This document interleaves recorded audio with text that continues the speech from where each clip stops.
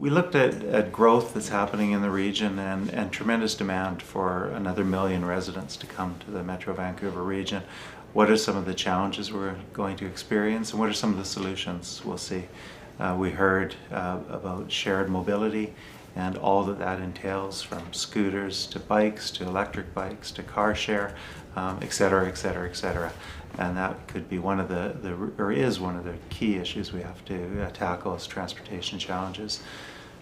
We heard from West Group, serious challenges around housing and the ability to deliver the amount of housing that we want. The opportunity we have is that Metro Vancouver has a lot of data that looks at where growth is projected to take place, what types of housing are required. So if the province is going to take a stronger hand in moving forward, then we have the data to help with that, because we can show where the demand is for what types of housing, and we've got a forum to have those discussions at the Metro table with 23 members working collaboratively to help solve some of the regional problems. The average household cost is in total $620 per year for all of the services. So for water, water's 89 cents for 1,000 liters of water.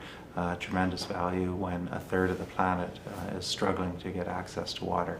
It includes the water, it includes the sewer, it includes garbage, it includes all of the regional planning functions and air quality and climate action. So on average, $620 per household, and there are going to be increases. We're investing heavily we've got over $7 billion of infrastructure coming, projected for the next 5 years. We're rebuilding or building new 4 of 5 sewage treatment plants. That's a tremendous challenge. We need to ensure that we continue to expand our water system so we can stay ahead of the curve as we're seeing climate change and drier summers. And so there are significant costs coming, but they are affordable. And as I said, $620 today. It may go up about $50 a year per household.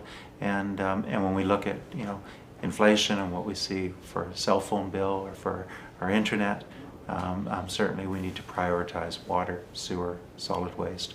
We need to prioritize those core services. Land is a precious commodity. It's a finite amount of land in the region.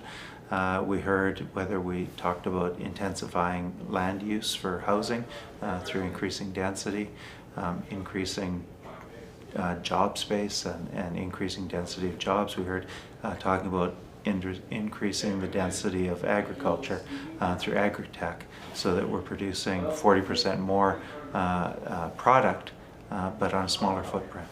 And then finally, in the closing session, we heard the same thing talking about the False Creek Flats.